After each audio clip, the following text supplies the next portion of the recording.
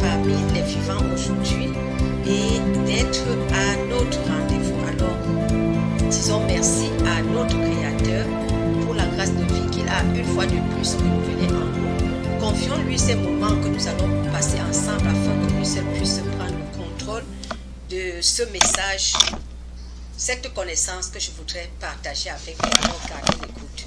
Aujourd'hui, nous continuons avec la troisième clé sur le narcissiste que nous partageons avec vous pendant ce mois.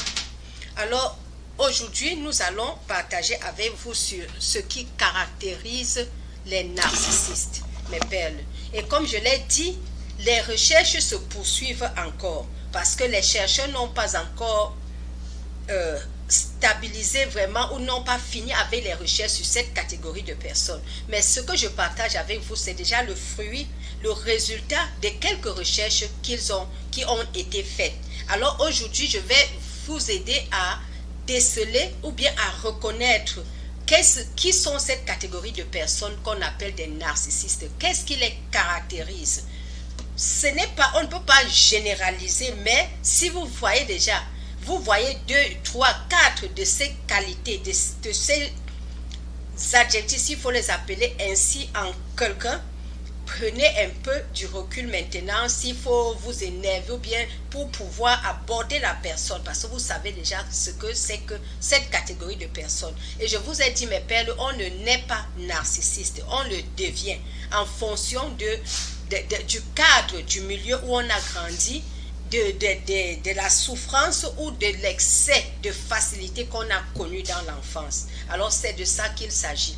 Mais le plus souvent, c'est la souffrance et des souffrances que des gens ont endurées. Soit que vous avez vu un parent souffrir, soit que vous avez souffert, soit qu'on vous a maltraité au point où ça a détruit votre cerveau émotionnel.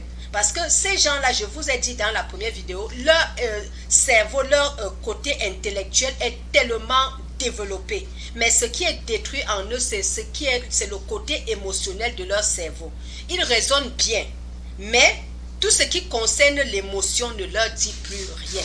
Si déjà eux-mêmes ils ne se soucient pas de leur vie, ce n'est pas de votre vie ou de vos problèmes qu'ils vont se soucier. C'est de ça qu'il s'agit. Alors gardez l'écoute. Pour ceux qui sont là pour la première fois, celle qui vous parle, c'est maman Brigitte Monté, plus affectueusement appelée Mamo, qui veut dire la mère des enfants, mes pères.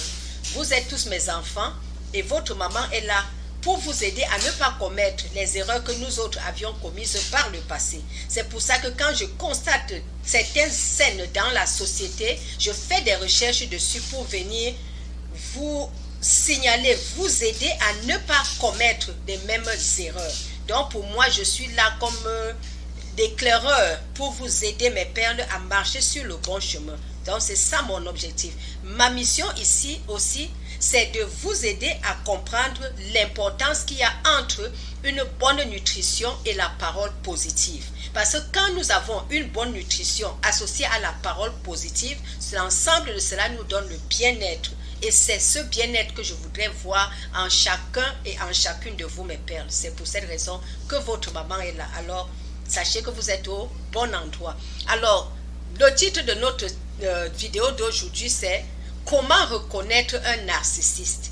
Qu'est-ce qui les caractérise? Alors, rapidement, je vous dirai, mes perles, déjà que les narcissistes ne s'aiment pas eux-mêmes. Parce que quelqu'un qui s'aime doit faire ce qui plaît à son entourage afin d'être heureux avec son entourage. Parce que si tu n'aimes pas ton entourage, ça veut dire que tu n'aimes pas toi-même. Alors le narcissiste n'aime pas lui-même. Pas parce qu'il veut, mais juste parce que son côté émotionnel, son cerveau émotionnel a été détruit. 2, le narcissiste est dominant. Il aime dominer, il aime toujours que les gens marchent comme il le veut, pas comme... lui ne veut pas marcher comme les autres veulent, mais ils veulent plutôt que les autres marchent comme ils veulent. Voilà ce qui les caractérise.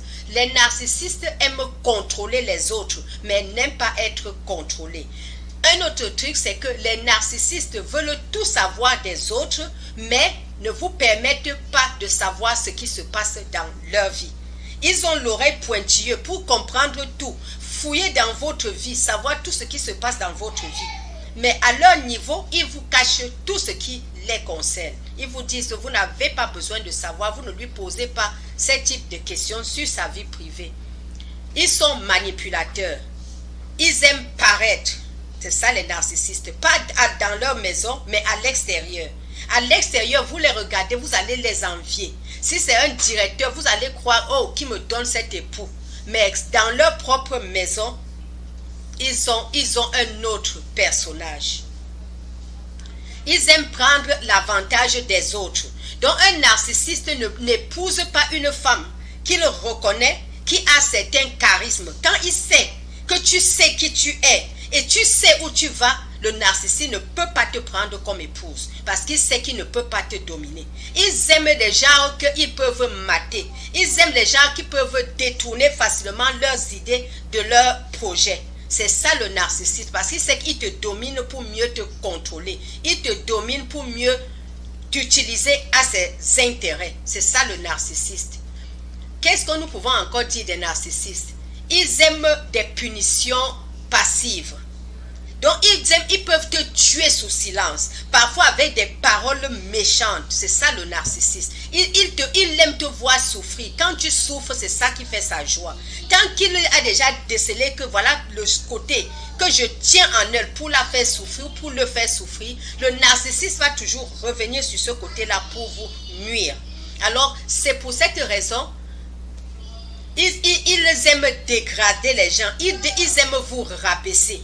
Donc, ils vous torturent, ils vous disent des paroles négatives au point où vous vous demandez même, est-ce que c'est encore moi ou c'est une autre personne? Parce que c'est quand il sait qu'il vous a déjà détruit moralement, qu'il est content, il sait que vous êtes déjà vulnérable, il peut vous utiliser n'importe comment. Il vous manipule. C'est ça le narcissiste.